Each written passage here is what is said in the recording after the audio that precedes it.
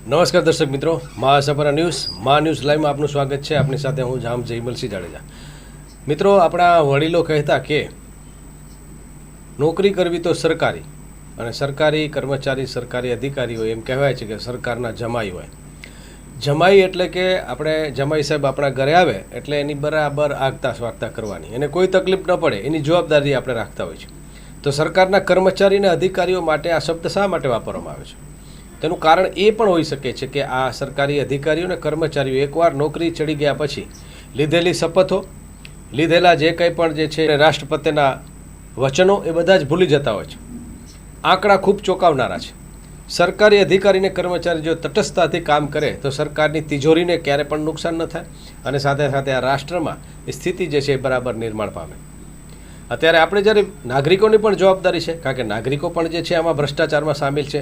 એક હાથે આપણી કહેવત એ પણ છે કે એક હાથે તાળી ક્યારે ન વાગે, તાળી બે હાથે વાગતી હોય છે। એમાં લોકો પણ જવાબદાર છે અને સરકારી તંત્ર પણ જવાબદાર છે। કામ પર સમયસર ન જવું, સમય પહેલાં કામમાંથી નીકળી જવું, આ સરકારી કચેરીઓની હાલત છે। કચેરીમાં કોઈ પણ ન હોય, ત્યાં ટેબલ ઉપર અને ખુરશી ઉપર ખાલી એમને પંખા ફરતા હોય, લાઇટો ચાલુ હોય। એમના ઘરમાં આ પરિસ્થિતિ નહીં જોવા મળે। સરકારી અધિકારી કે કર્મચારી પોતાના ઘરમાં સહેજ બહાર નીકળશે એટલે પંખો લાઇટ બંધ કરશે, પણ જ્યારે કચેરીમાંથી બહાર નીકળશે ત્યારે એસી પણ ચાલુ હોય, પંખા પણ ચાલુ હોય અને લાઇટ પણ ચાલુ હોય। આ બધી ઘણી બધી સમસ્યાઓ છે, અને એટલે જ કદાચ એ સરકારના જમાઈ તરીકે એને આપણે ઓળખતા હશું। ખરેખર કડક નિયમ આવવો જોઈએ। સીસીટીવી કેમેરા, સીસીટીવી ફૂટેજ, આ બધી જ વસ્તુ ફરજિયાત હોવા છતાં પણ ઘણી બધી કચેરીઓમાં સીસીટીવી કેમેરા લાગેલા નથી, લાગેલા છે તો એ બંધ હાલતમાં છે। તો અફસોસ થાય છે આપણે કે જ્યારે આઝાદી માટે ક્રાંતિકારી લડ્યા ત્યારે એમ થાય કે આઝાદ પછી આપણે સોનાની ચીડિયા અને સુવર્ણ દિવસો આવશે, સોનાનો સૂરજ ઉગશે, પણ આઝાદીના આજે 7.5 દાયકા પછી પણ પરિસ્થિતિ આ છે। લોકો જે છે સરકારી નાના કામ માટે એ ધક્કા ખાય છે, માથા કૂટે છે। એ પછી દાખલાની વાત હોય, દસ્તાવેજની વાત હોય, લોકો માત્ર ને માત્ર જે છે ધક્કા ખાય છે, યા તો પછી જે છે એમ કહેવાય છે કે કરપ્શન, યા તો પછી વચેટિયાના માધ્યમથી આ કામ થતા હોય છે। ગુજરાતમાં સરકારી કર્મચારીઓ અને અધિકારીનો ઓફિસમાં કામચોરી અંગે મેં થોડોક અહેવાલ શોધ્યો તો થોડુંક મને આશ્ચર્ય થયું। કામચોરી અને ગેરહાજરી અંગે તાજેતરમાં અનેક મહત્વપૂર્ણ ઘટનાઓ સામે આવી છે। રાજ્ય સરકારે આ સમસ્યાને ગંભીરતાથી લઈને વિવિધ પગલાં પણ લીધા છે। તલાટીથી કરીને સચિવની વાત હોય, એક જે છે એ સરપંચથી કરીને સંસદ સુધીની વાત હોય, ગંભીરતા ક્યાં છે આ મોટો પ્રશ્ન છે। એટલે લોકશાહીમાં આ બધા જ પાયાઓ છે, અને આ પાયાઓ જે છે હચમચી ગયા છે, અને એટલે જ આપણે વિકસિત ભારત અને વિકાસશીલ ભારત અને મહાસત્તાની બનવાની વાત કરતા હોય, પણ રિયાલિટી કંઈક અલગ છે। સમયસર હાજરી માટે કડક નિયમો સરકારે બનાવ્યા। ગુજરાત સરકારે સરકારી કર્મચારીઓ માટે ઓફિસમાં સમયસર હાજરી ફરજિયાત બનાવી। કર્મચારીઓએ સવારે 10:40 એટલે કે 11:15 5 ઓછીએ ઓફિસમાં પહોંચવું, અને સાંજે 6:10 પછી જ 6 વાગ્યા અને 10 મિનિટ પછી જ ઓફિસ છોડવી। ઘણીવાર એવું થશે કે ઘણી ઓફિસમાં તમને રાત્રે લાઇટો જોવા મળે, આપણે એમ થાય કેટલા ઈમાનદાર અધિકારીઓ છે, કર્મચારીઓ છે, પણ એ તો હોય કે યા તો 10 વાગે લાઇટ તમને જોવા મળે, 9 વાગે લાઇટ જોવા મળે, તો ચોક્કસ કંઈક અલગથી કંઈક કામ થતા હશે રાત્રે। અને અમુક કચેરીમાં તમને 6 વાગે એના પહેલાં તો લગભગ બધી ટેબલો ખાલી થઈ જતી હોય છે। તો આ બંને વસ્તુ જે છે એ ચોંકાવનારી છે, અને આ બાબતે થોડુંક બાજ નજર સરકારને રાખવી પડે એમ છે। સરકાર બાજ નજર નાખશે તો ચોક્કસ આવા બધા કર્મચારીઓ જે છે સીધા થઈ જાય।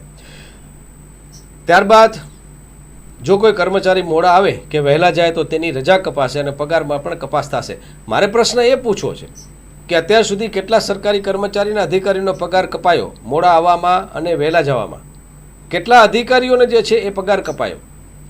તલાટી જેવા ઘણા બધા લોકોને તમે ફોન કરો એટલે કે હું અહીંયા છું, મિટિંગમાં છું, પણ સાબિત નથી થતું કે ભાઈ તમે ક્યાં છો? મિટિંગ ક્યાં તમારા ઘરે ચાલે છે? મિટિંગ ક્યાં સિનેમા ઘરમાં છો? કે મિટિંગ ક્યાં કોઈ શોપિંગ મોલમાં છો? મિટિંગ ક્યાં ચાલે છે? એટલે ખરેખર આ ગંભીર પ્રશ્ન છે। ગામડામાં કર્મચારીઓ ન હાજર રહેવા, આરોગ્ય કર્મચારીઓ હોય, શિક્ષણના કર્મચારીઓ હોય, વહીવટી તલાટી જેવા જે છે એ ત્યાંથી કરીને મામલતદાર, ટીડીઓ, ડીડીઓ, જે કંઈ પણ તમે એ આખી આખું સચિવ સુધીનો લ્યો, એમાં તમે તપાસ કરાવો કે અત્યાર સુધી કેટલા લોકો સમક્ષ એક્શન લેવાય અને કેટલા લોકોનો પગાર કપાયો। કાયદા બને છે, પણ એ કાયદાનું અમલીકરણ કેટલું થાય છે એ મહત્વનો મુદ્દો છે। ગેરહાજરી સામે કાર્યવાહી। વડોદરા જિલ્લામાં 2 તલાટી અને 1 ક્લાર્કને ગેરહાજરીના કારણે સસ્પેન્ડ કરવામાં આવ્યા। તેઓ લાંબા સમયથી ઓફિસમાં હાજર નહોતા રહેતા। તપાસ પછી તેમની સામે પગલાં લેવામાં આવ્યા। તો કચ્છમાં આવા કેટલા તલાટીઓ છે? કચ્છમાં કેટલા તલાટીઓને સસ્પેન્ડ કરવામાં આવ્યા? ગુજરાતના 33 જિલ્લા છે, 252 તાલુકા છે. તો આ 252 તાલુકામાં કેટલા તલાટીઓને સસ્પેન્ડ કર્યા? માત્ર વડોદરામાં 1-2 કેસ કરીને પછી રાજીપો. શિક્ષકોની ગેરહાજરી પણ સૂચક છે. ગુજરાતમાં શિક્ષણ વિભાગે 150 જેટલા શિક્ષકોની લાંબી ગેરહાજરી અંગે તપાસ શરૂ કરી. આમાંથી કેટલાક શિક્ષકો વિદેશમાં સ્થાયી થઈ ગયા. અને કચ્છ, બનાસકાંઠા અને મહેસાણા જિલ્લામાં સૌથી કેસ વધારે નોંધાયા છે. કચ્છ તો છે જ, શિક્ષકો ગાચલી મારવામાં કચ્છ, બનાસકાંઠા અને મહેસાણા આ ત્રણ જિલ્લામાં સૌથી વધારે કેસ નોંધાયા છે. પણ એ અવિરત ચાલુ રહે. કેસ નોંધાઈ ગયા પછીની પણ આજે પણ વેકેશન ખુલશે પછી તપાસ કરાવો કે કેટલા શિક્ષકો હાજર છે, કેટલાની હાજરી બોલે છે, કોઈક શિક્ષકની જગ્યાએ કોણ હાજર છે, એમના કોઈ પરિવારનો સભ્ય કે ગામનો કોઈ વ્યક્તિ સહી કરી આવે છે. ફરિયાદ કરવા માટે તમે આ જરાક નોંધી લેજો. જો તમારે આવું કંઈ પણ તમારા આસપાસના વિસ્તારમાં સરકારી કર્મચારી કે અધિકારી લાંબા સમયથી ગેરહાજર રહેતા હોય તો એક સાઇટ આપું છું, એના ઉપર ફરિયાદ કરી શકશો. CPGRAMS એટલે કે centralise public grievance redress and monitoring system. આ હું નીચે ટાઈપિંગમાં પણ મૂકીશ. તો જો આ પોર્ટલ ઉપર તમે ફરિયાદ કરી શકશો. પોર્ટલ દ્વારા ફરિયાદ નોંધાવી શકાય છે અને આ પોર્ટલ પર રજિસ્ટ્રેશન કરીને સંબંધિત વિભાગ સામે ફરિયાદ કરી શકાય છે અને તેની સ્થિતિ પણ ઓનલાઈન ચેક કરી શકાય છે. મિત્રો, આ વાત થઈ ગેરહાજરીની, દાંડાઈની અને કામ ન કરવાની નીતિની. હવે વાત કરી છે ભ્રષ્ટાચારની. તો મેં થોડાક આંકડા કાઢ્યા કે ગુજરાતમાં, સમગ્ર ભારતમાં ગુજરાતનો ભ્રષ્ટાચારમાં આંકડો કેટલો, સત્તાવાર માહિતી નથી મળતી, પણ આંકડો એ પણ ચોંકાવનારો છે. કયા કયા વિભાગમાં વધારે ભ્રષ્ટાચાર થાય છે તો એ પણ જાણીને તમને આશ્ચર્ય થશે. ગુજરાત રાજ્યમાં સરકારી કચેરીઓમાં ભ્રષ્ટાચારની ફરિયાદો વધી રહી છે. 2021માં રાજ્યમાં વિવિધ વિભાગો સામે 11,226 જેટલી ભ્રષ્ટાચારની ફરિયાદ નોંધાઈ હતી. શહેરી વિકાસ, મહેસૂલ અને ગૃહ વિભાગમાં સૌથી વધારે ફરિયાદ મળી. ગુજરાતમાં સરકારી વિભાગમાં ભ્રષ્ટાચારની સમસ્યા ગંભીર છે. તાજેતરમાં અહેવાલો અનુસાર આ વિભાગોમાં ભ્રષ્ટાચારના કેસો સૌથી વધારે નોંધાયા છે. ક્યાં? તો તમે આશ્ચર્ય થશે. પહેલો પોલીસ વિભાગ એટલે કે ગૃહ વિભાગ. એન્ટી કરપ્શન બ્યુરો ACB દ્વારા 2023માં નોંધાયેલા 336 લાંચના કેસોમાં 109 કેસો પોલીસ અધિકારી સામે હતા. ટ્રાન્સપરન્સી ઇન્ટરનેશનલના રિપોર્ટ અનુસાર ગુજરાતમાં 41% લોકોએ કબૂલ્યું છે કે તેમણે પોલીસને લાંચ આપી છે. વિચારો. અને એમાં માણસો પણ જવાબદાર છે, નાગરિકો જવાબદાર છે, કારણ કે તમે હેલ્મેટ ન પહેરેલા, સીટ બેલ્ટ ન પહેરેલું હોય એટલે પછી તમે જે છે એ કાયદેસર પહોંચ નથી ફડાવતા. તમે કાયદેસર પહોંચ ફડાવો તો તમે જે છે એ સરકારમાં રૂપિયા જાય, એની બદલે 500 રૂપિયાની બદલે 100 રૂપિયા તમે પોલીસવાળાને આપી અને છટકબારી કરો છો. એટલે નાગરિક પણ જવાબદાર અને પોલીસ પણ ભ્રષ્ટાચારી. બીજો મુદ્દો છે શહેરી વિકાસ અને ગૃહ નિર્માણ વિભાગ. સ્ટેટ વિજિલન્સ કમિશનના 2023ના રિપોર્ટ મુજબ શહેરી વિકાસ અને ગૃહ નિર્માણ વિભાગમાં 2171 ફરિયાદ નોંધાઈ હતી, જે ભ્રષ્ટાચારની દ્રષ્ટિએ ટોચનું સ્થાન ધરાવે છે. ત્રીજું છે મહેસૂલ. મહેસૂલ વિભાગમાં 1849 ફરિયાદ નોંધાઈ હતી, જે ભ્રષ્ટાચારના મામલામાં બીજા ક્રમે છે. ચોથું છે પંચાયત, ગ્રામ વિકાસ અને કૃષિ વિભાગ. કૃષિ વિભાગને પણ છોડ્યું નથી, ગામને છોડ્યું નથી, પંચાયતને પણ છોડ્યું નથી. આ વિભાગમાં પણ ભ્રષ્ટાચારનો કેસો નોંધાયા છે, જેમાં 1418 ફરિયાદ નોંધાઈ છે. અન્ય વિભાગો જેમાં છે માર્ગ અને મકાન વિભાગ, R&B પણ બાકી રહે નહીં, કારણ કે ભ્રષ્ટાચાર તો બધી જગ્યાએ જે છે. અને રોડ બને એમ થાય કે આ રોડ તો 25 વર્ષ હાલશે, 25 મહિના પણ રોડ ન ચાલે. પુલિયા જે છે બનતા પડી જાય. એટલે માર્ગ મકાન વિભાગ પણ ભ્રષ્ટાચારના દાયરામાં છે. માર્ગ મકાન વિભાગમાં 450 ફરિયાદો નોંધાઈ. ફરિયાદ કરવા માટે તમને જણાવી દઉં કે જો સરકારી કર્મચારી કે અધિકારીની ભ્રષ્ટાચારના અંગે ફરિયાદ કરવા માંગતા હો તો એન્ટી કરપ્શન બ્યુરો ACB, અને આ નંબર પણ હું નીચે લખું છું, નંબર નોંધી લેજો. ક્યારે પણ કોઈ તમારી પાસે માંગણી કરે તો છટકું ગોઠવી અને એને ફસાવી દેજો. નંબર જે છે 1064. વોટ્સઅપ નંબર છે 9099911055. અને પોર્ટલ છે CPGRAMS પોર્ટલ.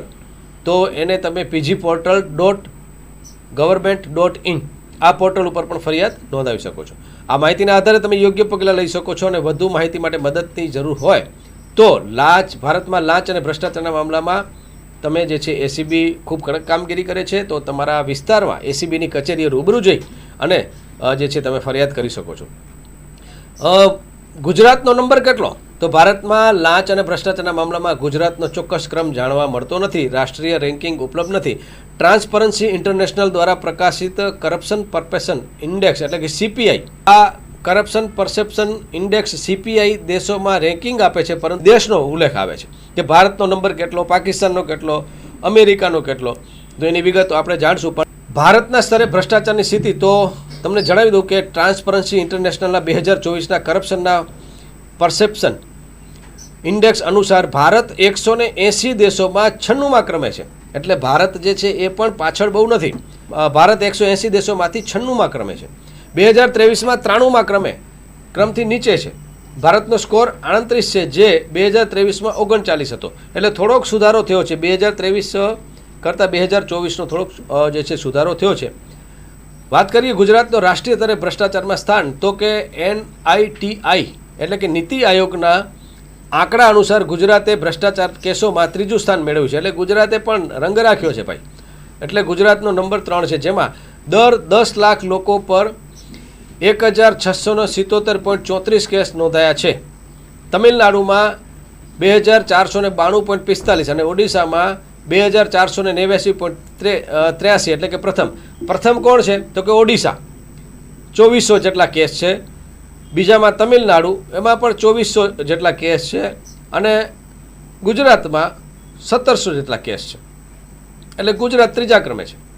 ગુજરાતમાં લાંચના કેસોમાં 16.5% વધારો થયો. 2021માં 145 કેસ હતા, જ્યારે 2022માં આ સંખ્યા 169 કેસ સુધી પહોંચી. દરમિયાન પોલીસ વિભાગમાં 86 કર્મચારીઓ સામે લાંચના કેસ નોંધાયા.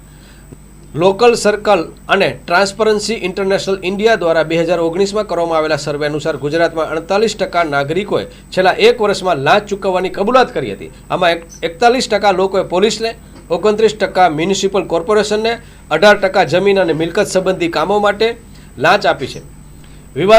વિવાદાસ્પદ રેન્કિંગની વાત કરીએ તો 2019માં ઇન્ડિયા કરપ્શન સર્વે મુજબ ગુજરાતને ભારતના સૌથી ઓછા ભ્રષ્ટાચારવાળા રાજ્ય તરીકે જાહેર કરવામાં આવ્યું હતું. પરંતુ અન્ય રિપોર્ટ્સ અને આંકડા આ દાવાને પડકાર આપે છે, જે દર્શાવે કે રાજ્યમાં ભ્રષ્ટાચારની સમસ્યા હજુ પણ ગંભીર છે. એટલે કે ગુજરાતમાં ભ્રષ્ટાચારની સ્થિતિ વિવિધ સ્તરે ગંભીર છે, ખાસ કરીને પોલીસ, પંચાયત અને મહેસૂલ વિભાગમાં. જોકે કેટલાક સર્વે અનુસાર ગુજરાતને ઓછા ભ્રષ્ટાચારવાળા રાજ્ય તરીકે દર્શાવે છે, પણ આંકડા જે છે એ ગંભીર છે. એટલે ગુજરાતને રાજી થવા જેવું નથી. ભ્રષ્ટાચાર ગુજરાતમાં પણ છે. નમસ્કાર, હું જયમલસિંહ જાડેજા, મા ન્યૂઝ ગુજરાત.